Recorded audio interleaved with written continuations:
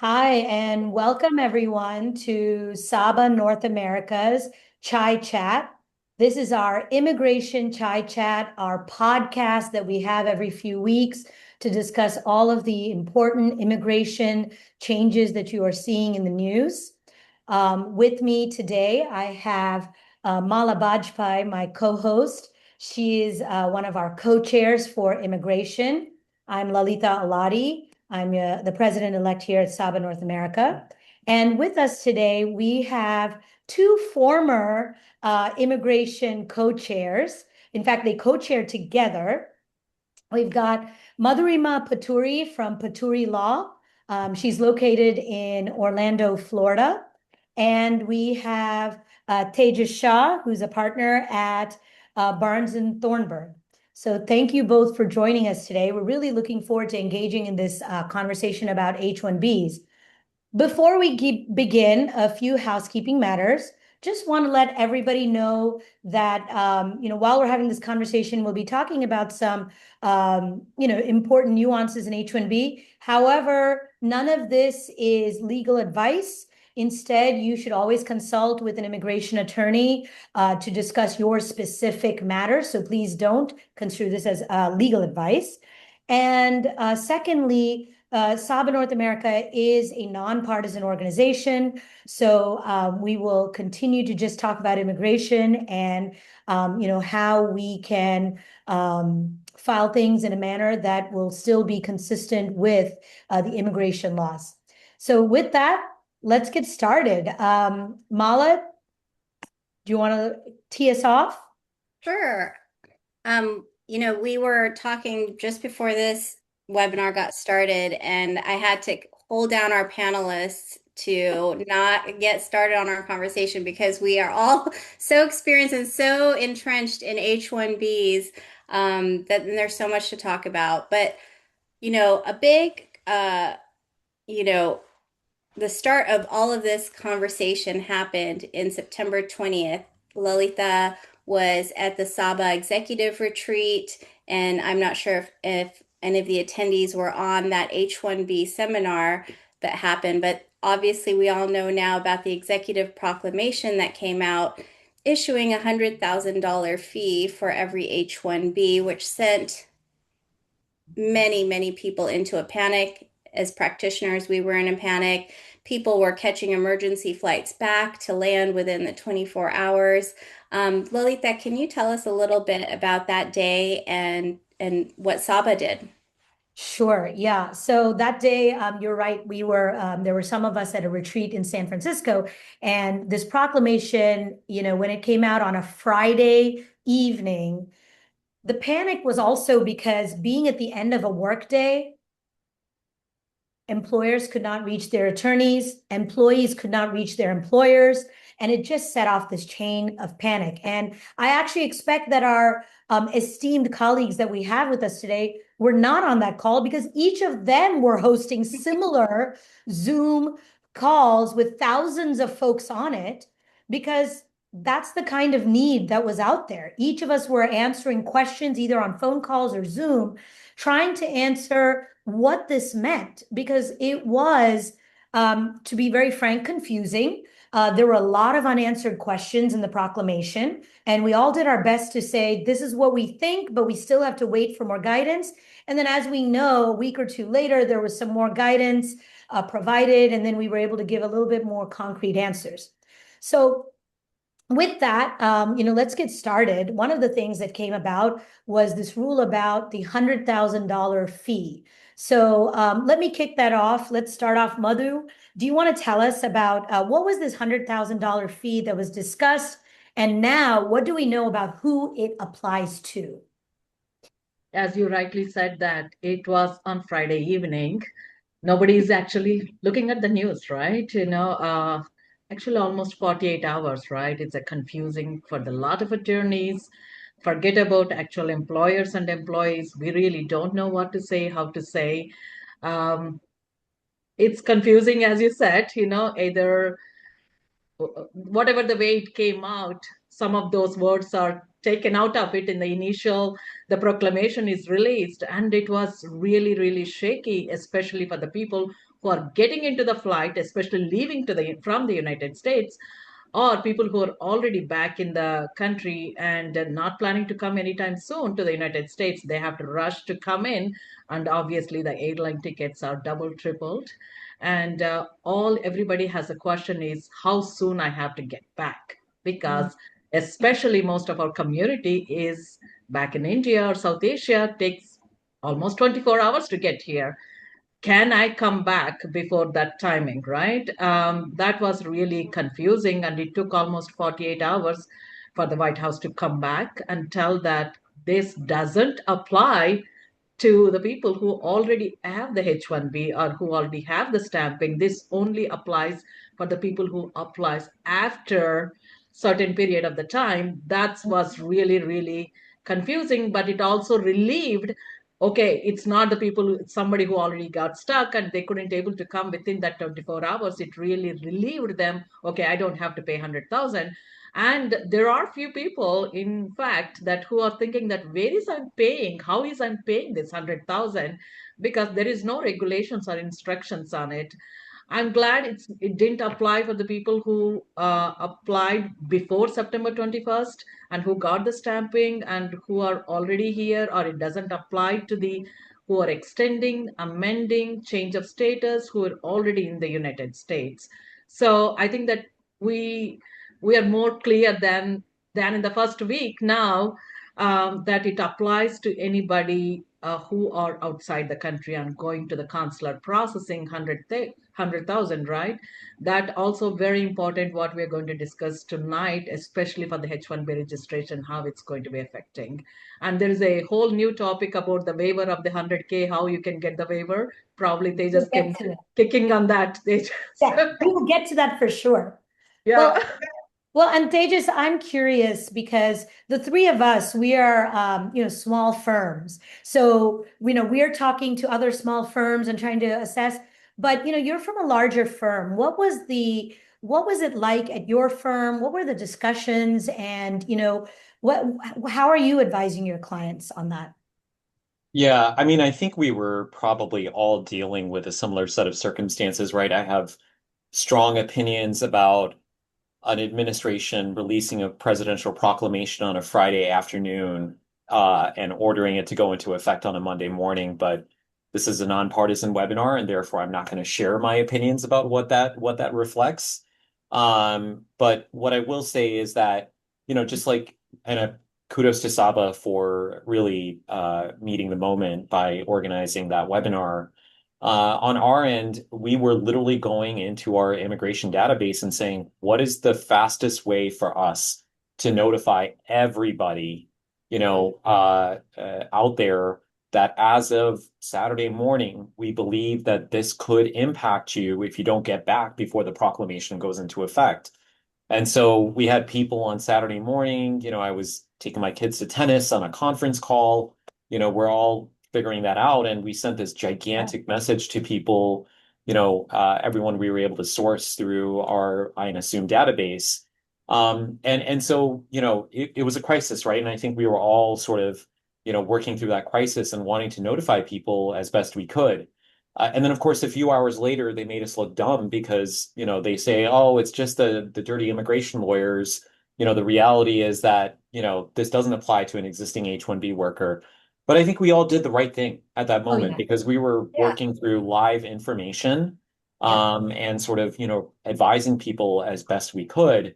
None of this is to say that the proclamation is not disruptive. It's incredibly disruptive. There's a reason.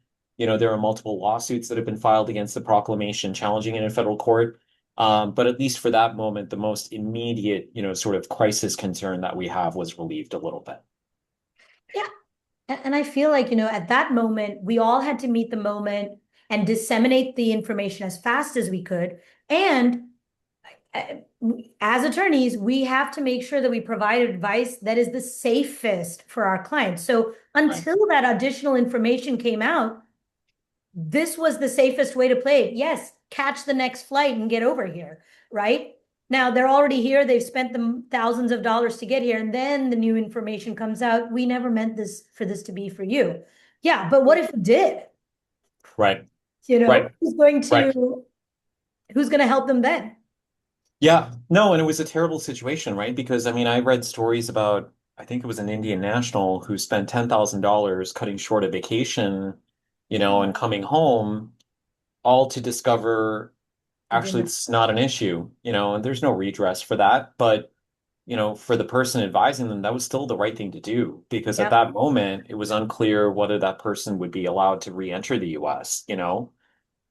So yeah, it's a So tough much situation. unknown and so many stories. Still, it's just like earlier in the year about the F1 revocations, right? Let's not get all the way to the administration, but there are so many things, in fact, happened. And I think there's also so many concerns. Is the CBP is going to clear?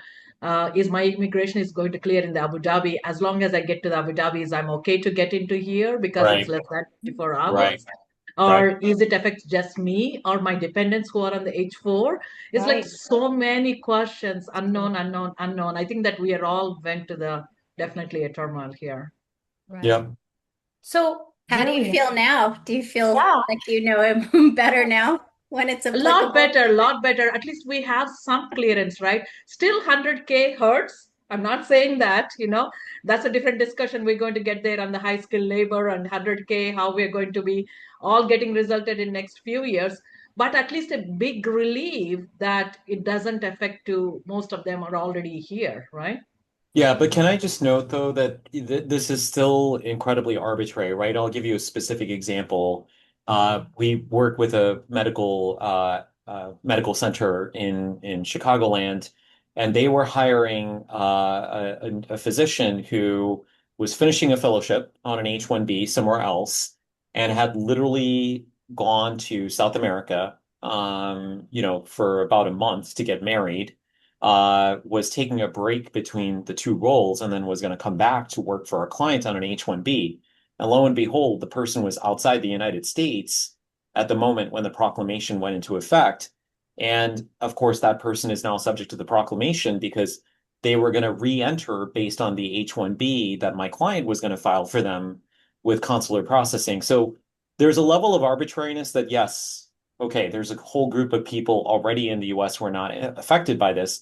But then, we're immigration lawyers. We know that there's always circumstances. Maybe you have somebody who needs to recapture a bunch of time and you've told them go abroad so that, you're eligible for a seventh year extension.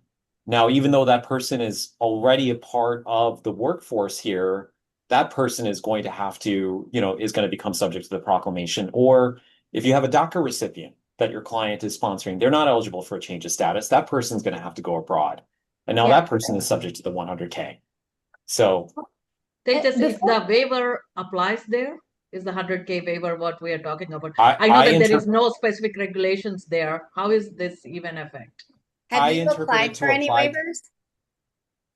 I my colleague has, and apparently it's just a black hole with no responses whatsoever. That's what I'm hearing from other ALA members. I'm not aware of a single. I don't know if any of the three of you have heard otherwise about anybody No, there being is no waiver, denied. regulations. What is the waiver criteria? They said that national exemption, like, is it similar to NIW? Is the employer, how is the employer is going to be get exempted? There is no clear, I don't know who applied and who got it actually, honestly. Yeah. so let's backtrack a little bit. We also talked about lawsuits that are filed. Again, not getting political, but just to understand the legal aspect of it. What is the legal justification for this $100,000 fee? That's a question we get because whereas other fees, you think about it, there's the 200 something dollars or 100 something dollars for a DS 160 or DS 260. Those are the reasonable fees. Then suddenly you're slammed if you're filed an H-1B with $100,000 fee. How do we explain to our client what this, like the justification for $100,000 fee? What is it actually paying for? So I think that the administration is arguing that this section of the immigration law that is often referred to as Section 212F, which gives him fairly broad authority to suspend the entry of individuals in certain circumstances, provides him with the justification to do this. Now, this is sort of, and I'm looking to the side because I'm trying to see if I can find the exact text of 212F.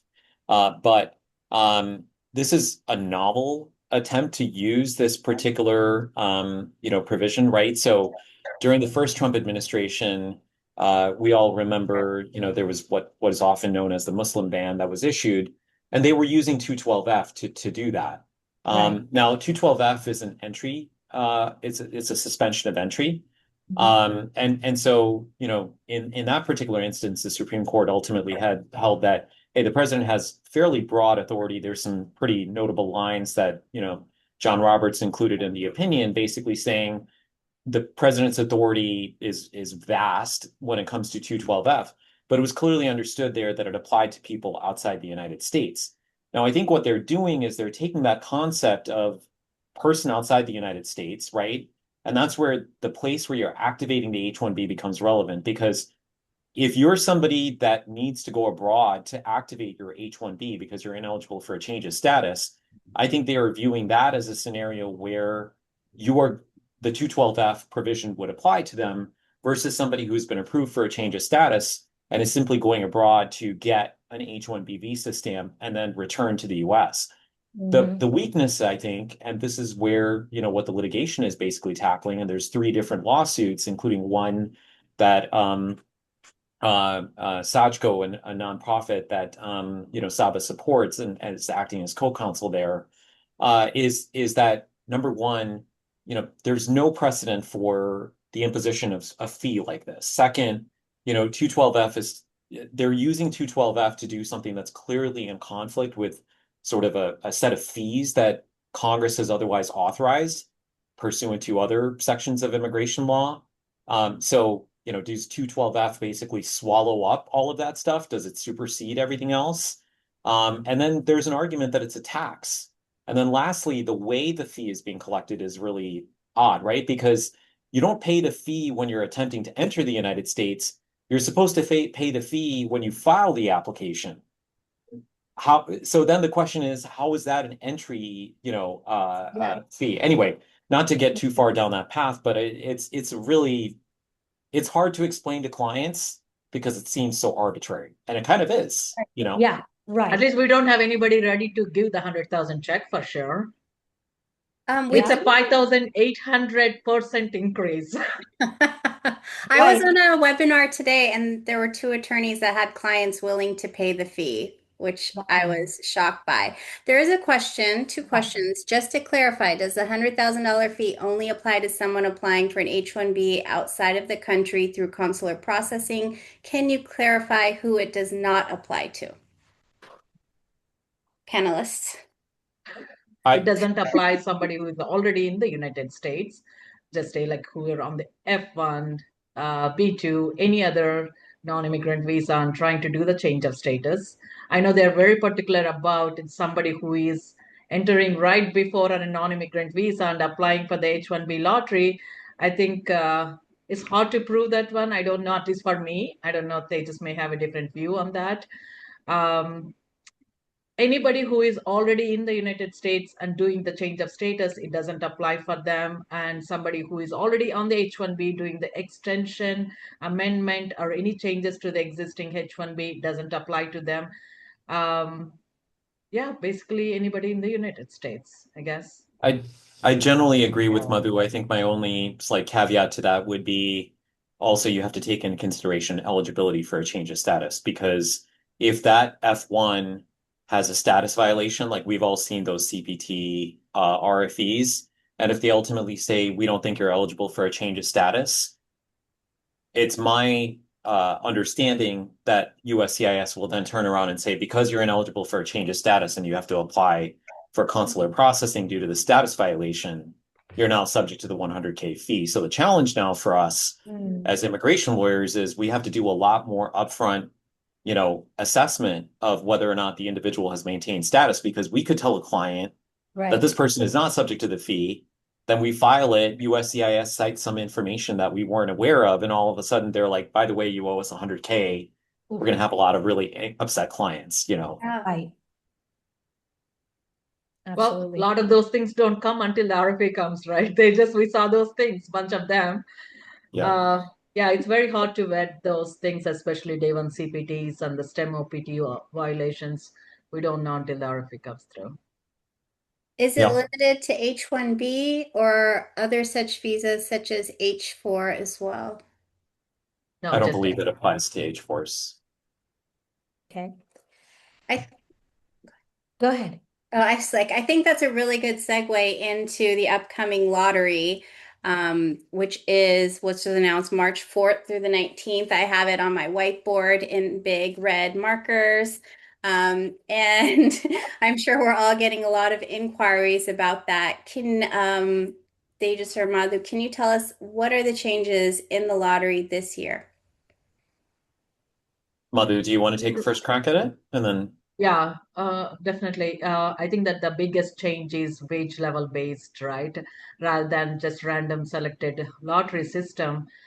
I guess the biggest questions about the wage level is not just choosing the wage level. The whole trick about level four gives you four chances, level three gives a three chances. Is this math is what making everybody to think that how can I increase my probability getting into the lottery? So as we're discussing all of us earlier, yes, you can say the position may need the level four and you can apply level four, but the question is the beneficiary really B matches to the level four? We can discuss that later. So just to start off the conversation, the wage level based lottery system is what the huge change, at least for this year, starting off the registration. Tejas? yeah, no, I agree. I mean, it's a really significant change, and it's going to have potentially an adverse impact on, particularly F1s who are getting hired into entry level positions because, they're often going to be hired at wage level one. I think that there's a belief in this administration that you only deserve to get an H-1B if you're going to be paid a very high salary. We saw a lot of that during the first Trump administration with those. Yeah. We all remember those wage Yeah. level one RFEs. Minimum level two. Exactly. And so they're attacking this issue, but in a different way now. And so it is going to make things a lot more challenging. It's increasing pressure. We have to know the SOC codes. We have to identify wage levels earlier in the process. But at the same time, we need to make sure that the SOC code is still going to be consistent with a specialty occupation. Lots of challenges there. So You need to know the location, you need to know the wage. And Yep. as I said, that even if we get lottery pick, but can we able to prove that actually the position needs or the beneficiary actually meets the needs, right? For the position of the level four or whatever it is. And the Yep. second question is, what if it changes by the time we are talking about 6 months down the road? We are in March and the October 1st, things change. For so many people on the OPT, they may be working on one job and they will be changing the locations by the time it does. And given the job market, especially in the IT, things can change every day. How do we challenge on this? By the time we file the LCA, do we still on the same location? I think there's a lot to think on that perspective. I just think of like prior years, how simple the registration was. And sometimes companies would have me do it, and sometimes they felt comfortable doing it on their own. I have a questionnaire, and even with that, they would be like, if they were selected, you'd have to sometimes correct, oh, the wrong passport number, or this birthday was out of date, little like such minute things that you had to fix. And this year, there's going to be so many people doing their own registration. It's going to be so complex. And I'm just so worried that all of they make a mistake. the mistakes that are going Yeah. to be made, and then when they come to an attorney to file the petition, Yeah. it's going to be messed up. Yeah. Now, I but agree. before we continue even on that, I was thinking about this and I'm just trying to think about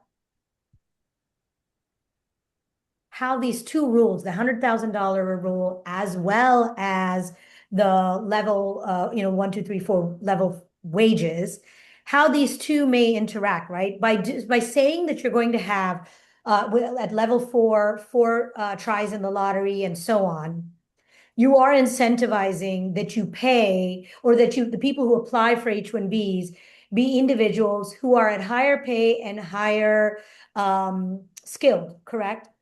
But then if you think about it, primarily the people that we have been filing H-1Bs for are typically your F1 OPTs. And so they are usually of the lower skill. Not to say that they are high, high skilled, but lower in the range. Wage scale, right? Experience. Wage Yes, scale. there. So that being said, let's say that this is what they're prioritizing. To me, the way I view it is you're encouraging really then that we're not going to reward these F1 OPTs, right? They're going to have to fall to the wayside, go back home, do whatever. And then to come from there, maybe 2 years later or whatever it is, and apply for the H-1B at that time and succeed in the lottery by being at level 3 or level 4, now the $100,000 fee will apply to you. And I sort of see this as, I don't know if there was this much thought process involved in doing it, but like, this is the direction I see it going in, because there's going to be a gap of like 2-3 years until individuals can really have 3-4 tries in the lottery each time. Let's look in the positive way. So now we don't have too much competition coming from the outside the United States, right? So, but we have enough people on the F1 OPT probably next 10 years. That's a different story, Yeah. But looking to the STEM OPT, a lot of them has experience at least 2 to 3 years on that. Can we Yes. at least get on the level 2? Or possibility if they're coming the experience from outside before they have fun, probably level 3, depend upon the position and the wage levels in that area. I'm thinking bachelor's with a 2 to 3 years experience, level 2 probably, but most of them are masters with a STEM already 2 years experience minimum. And there's a lot of H4 EADs, don't forget them. The H4 EADs has experience, so Yeah. you could definitely, the employer can bring them on the level 4 if they do have enough experience. Yes. If someone who has an H-4 EAD now applies for the H-1B, yes, those individuals, that's correct. I agree with that. I think that, those with the F1s, their employers tend to keep them at a lower pay scale till they get to the H-1B. So now, that's a discussion that employer and employee have to have. That, I'm going to need a significantly high pay bump to actually get this H-1B. Which may not happen, right? Because then that creates pay equity issues because employers have not only H-1B workers, they have US workers. And if you increase the pay for one person, then you have to think about doing it across the board. I hadn't thought about it the way you thought about it, Lalitha, but I mean, I'm optimistic that the 100K proclamation is not going to survive, because I think there are some very strong legal arguments against it.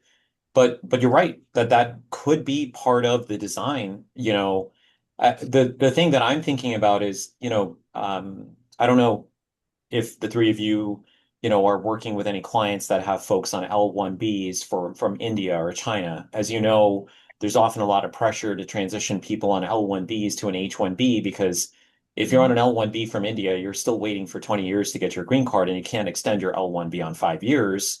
Whereas if it's an H1B, then you can extend it beyond 6 years. Now, those people are often going to be paid at the higher end of the wage scale because they are, they're experienced, they're valuable, etc. Similarly, there might be TNs who are at the higher end of the wage scale who want to switch to an H-1B because it's a dual intent visa. But if you're preferencing getting them on an H-1B, at least the way I'm thinking about it, you're not net increasing the total size of the labor pool that's available to US employers. You're just moving the chess pieces around and taking people who have one form of work authorization and giving them another form, as opposed to making it possible for 85,000 new people to enter the US labor market, which is, I think, what was the intention of creating the H-1B visa program. So it does undermine that larger objective, that in my view was the basis for creating the H-1B program.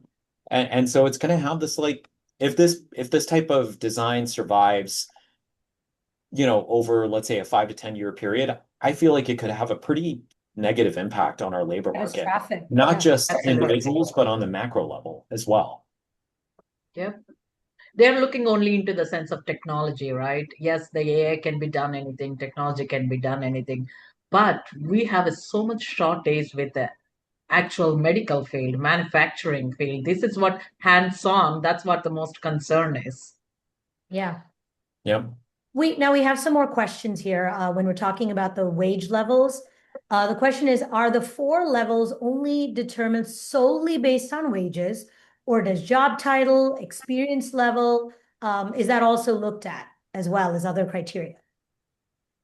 We had a very robust discussion about this very topic before starting the webinar. And so I think what's important to recognize is that the wage level that you use at the registration stage is serving a different purpose, right? At that stage, you're literally trying to pick the highest wage level corresponding to the SOC code because that wage level that you select determines whether or not the individual gets 4 bites of the apple or 3 bites or 2 bites or 1.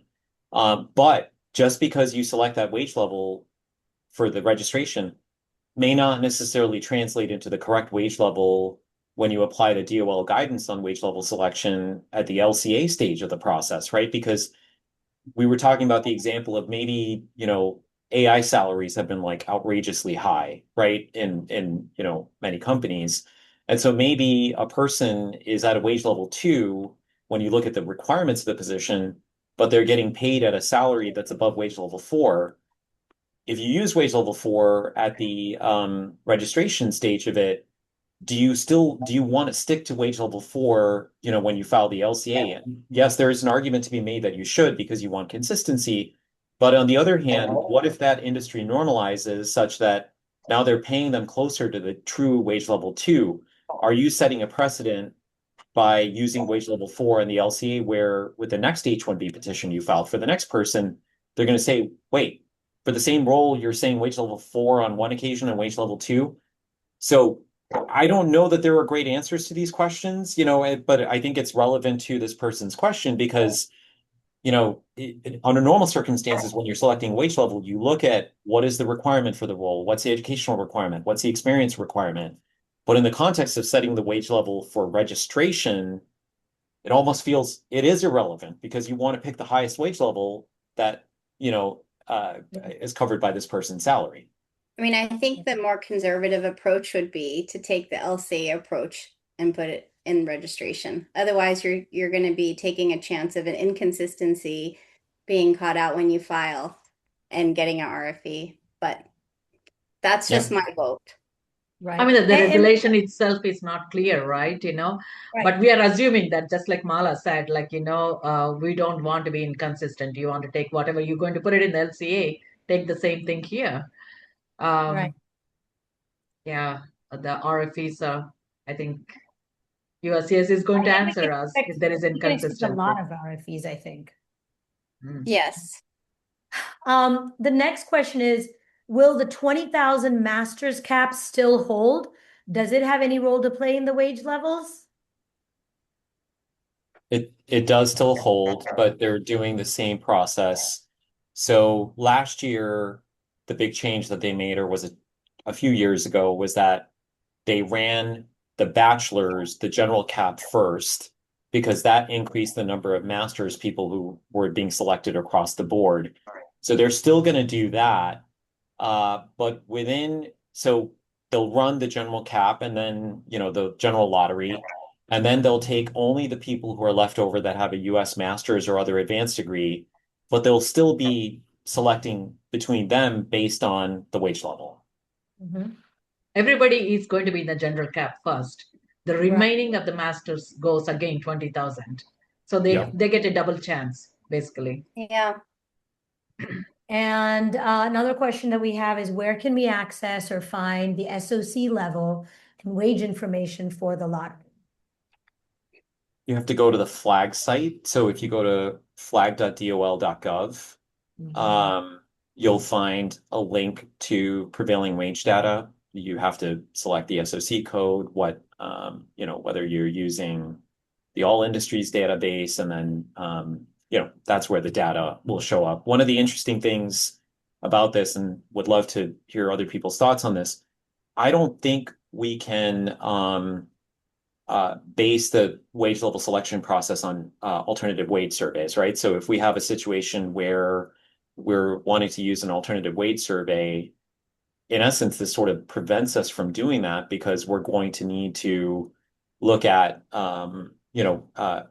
we have to make a selection at the registration stage based on the wage level. Is that how all of you are interpreting this rule?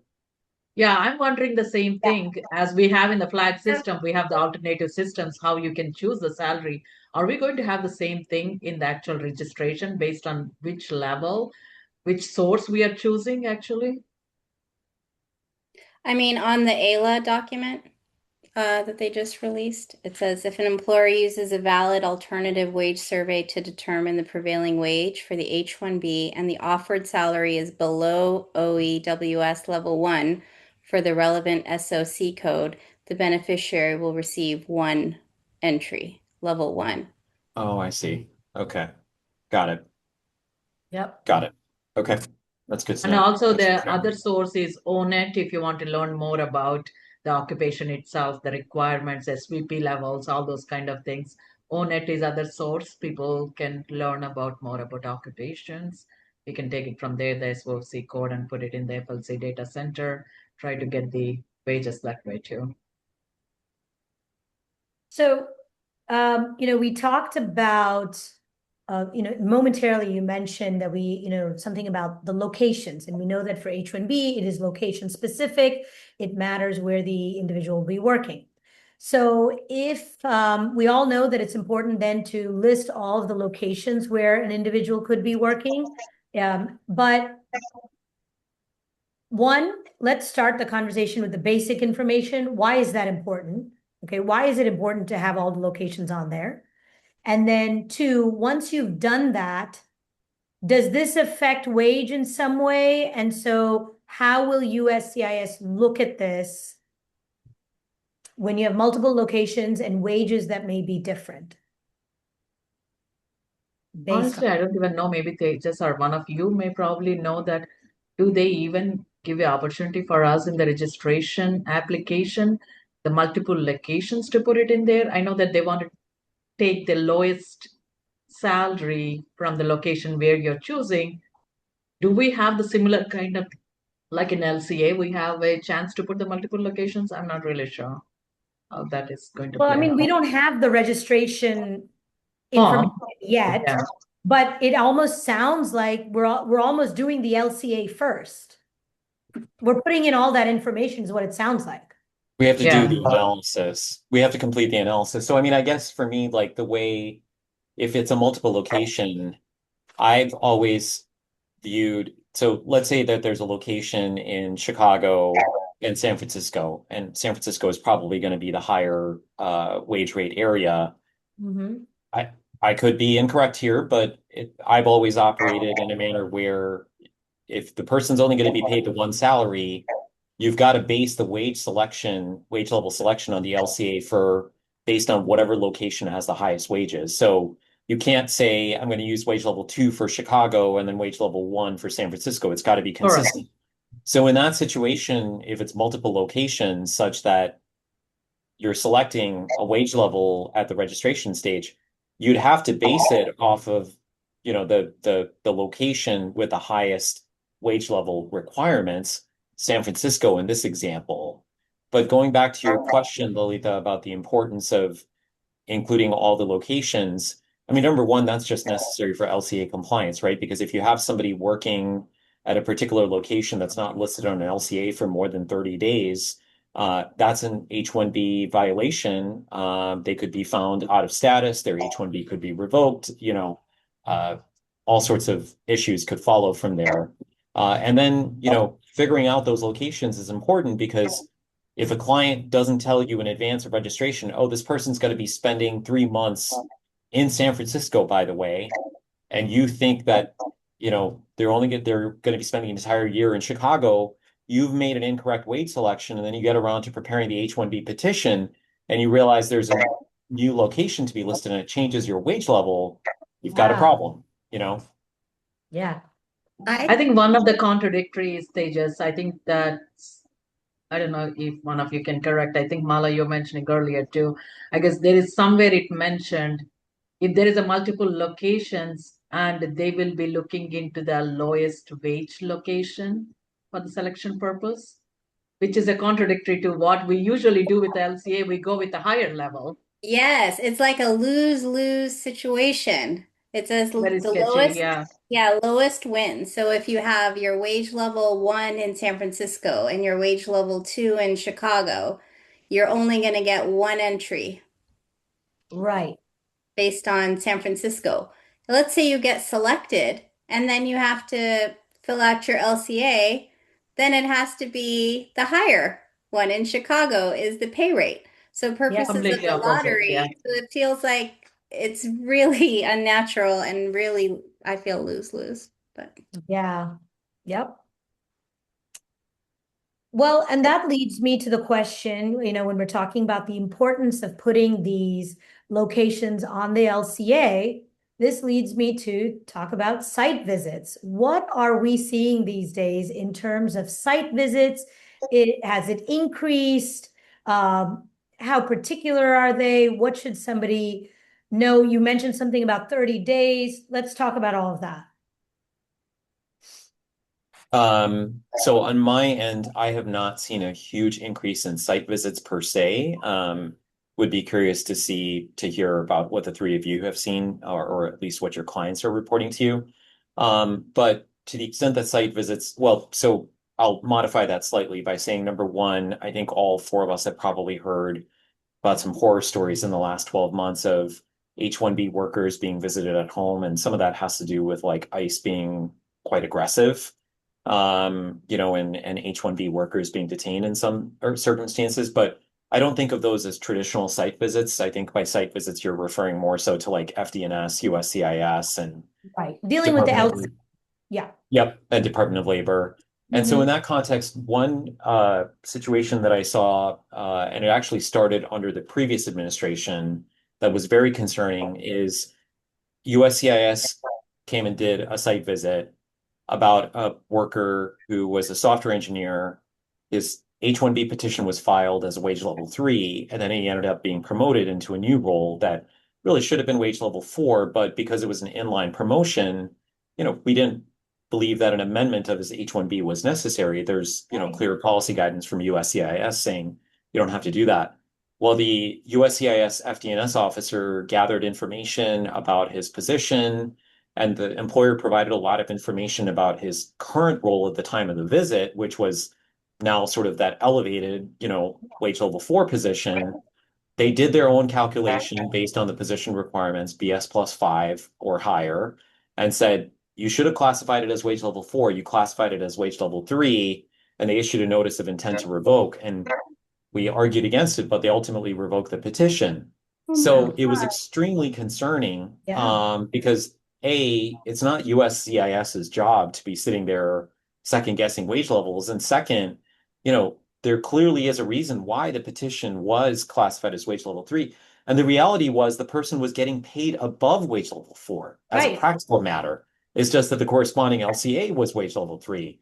So that is one of the more concerning situations that I've seen in the last year and a half. Yeah, nothing prevents somebody from being paid more. Right. Right. But they just want to comply in the LCA. That's what they want to look they into. wanted you to file a new LCA and post it and then put that in the public access file, and that I think that they wanted us to amend the H-1B, but again, there's no reason to have to amend it when if it's an inline promotion, Right. So remember who are actually investigating, right? Are we looking into the law? Right. Right. So my experience is mostly from the first quarter last year, when the administrative started. Again, I don't know, just like they just said that this might have started in the previous administration. They all came in the first quarter. A lot of them are regarding to the DOL, Department of Labor investigations into the salaries, LCAs. And later in the year, there is a couple of concerns for the clients where they actually went to the site investigations. They couldn't find them. They have only 2 employees who are remote, but they actually came to the employer residency. It's not even notified anywhere in the LCA or employer documents H-1B petition, but somehow they have the whole history of this employer, right? Even the previous companies where they dissolved and all those kind of the things. Nothing like a rush. There's a lot of panic or so many investigations happened, like I can report, but there's a couple of them early in the first quarter of last year, which is mostly Yeah. with Yeah. What about now? Let's say you got your H-1B, it was approved. Well, before we even talk about the next set of H-1Bs from this lottery, let's just talk about those who already have an H-1B. People have gone out for stamping. What are we seeing in terms of stamping appointments? If I were to apply right now, when would my stamping appointment be? I have no idea. I mean, it's not I a mean lot. that I have the I'm people laughing who because it's so left. ridiculous. I have the people who left way before the holidays, right? Their intention is to come back by the holidays. They Right. even got stuck there, especially the people who suppose the scheduled interviews, right? Most of them, we are all encouraging the clients schedule the interview even before you leave You the United States. right. And the same language they followed, and they thought that they can get these interviews done in the second week of December, and a lot of them got stuck. I have the doctors who got stuck most needed out here. And I Oh. remember Tejas, we were talking during the COVID, we could able to bring these people based on the priority of their job, but now that's not even working right now. That's my So thing. let's If you backtrack. ask me the when, I really don't know the answer. But let's backtrack because I want to make sure everyone who's listening understands some of what you're saying to break it down further, right? So what you're saying is when your client went out there November, December, and already had an appointment, number one, the reason they're not coming back is because first of all, their appointments were canceled, Correct. right? They had an appointment, but it was canceled. That's the first thing. Then second, once they did reschedule, many of them were rescheduled starting around July or August, right? In the And beginning, they started that way, yeah. but now it's all the way till about I'm hearing November, December of 2026. I've heard Hearing there is nothing in 2027. 2026. There's nothing in Nothing left in 2020. 2026. We're now to 2027. Yeah. If you can get an appointment at all. And you Right. also have to tell the reason behind all these things, why they are canceled or rescheduled, social media vetting. Yeah, Tejas, you want to tell us what is this social media vetting that's happening? I mean, my understanding is that they're using some AI tools to essentially scrub everyone's social media. And I think you're all familiar with all that we were just talking about the postponements, cancellations for people who were in India in December. Again, hit people when they're abroad visiting their families. I'll keep my opinions about that to myself for the time being. But I've heard similar things from folks. I have a nephew who's on an H-1B, and he tells me that when he tries to find an appointment, he can't even find a date. Like there's literally not a date that will even pop up, or if he sees a date, it's in 2027. So it's just challenging. And then we're seeing an increased incidence of 221G notices for people when they do go abroad. One client has an employee who has been on an H-1B in the US for 10 years, went abroad and is pretty stuck, for about,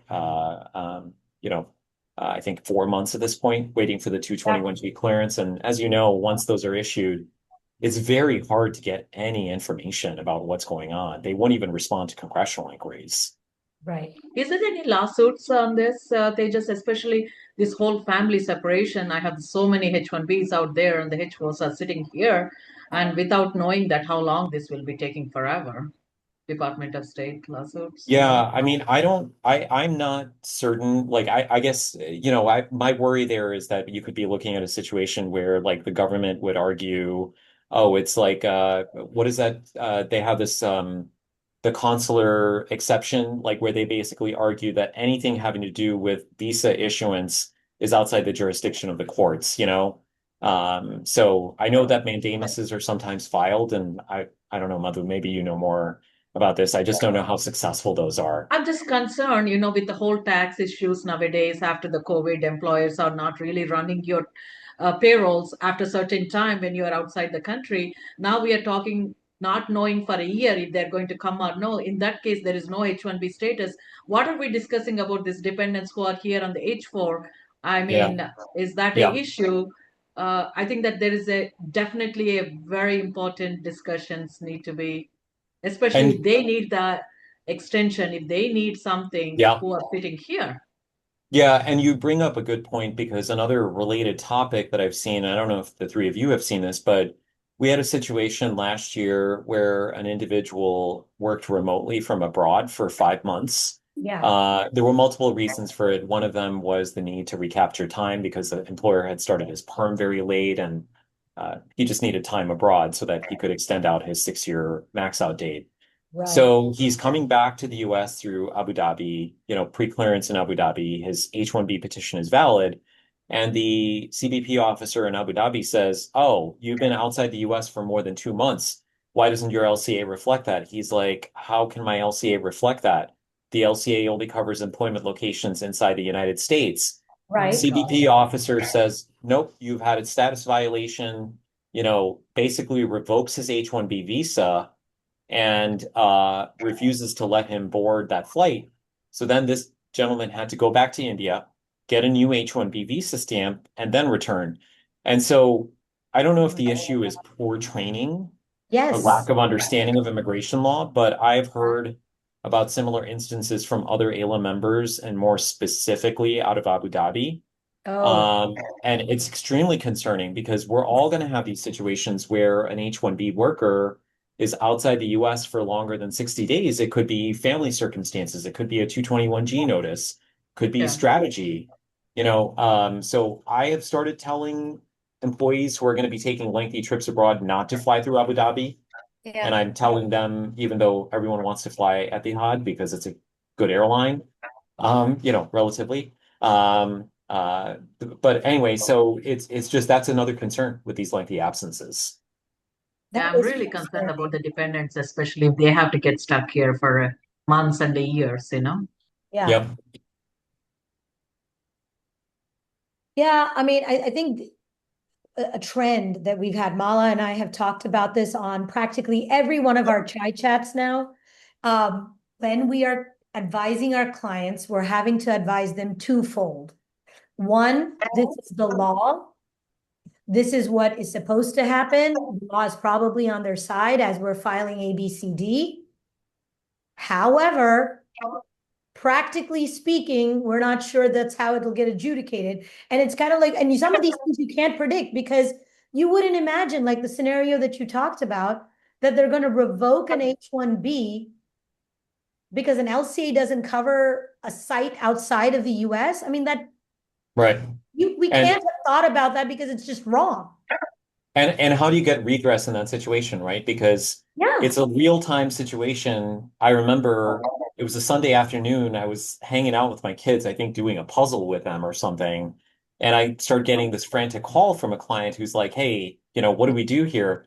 And I'm like, "Listen, this is what he should say, but it's not like I can call a CBP officer in Abu Dhabi or that person would Right. even let me speak with them." So that's the challenge in these circumstances is that how do we actually meaningfully advocate for a client? Because it's also traumatic for these individuals, to experience these sorts of things.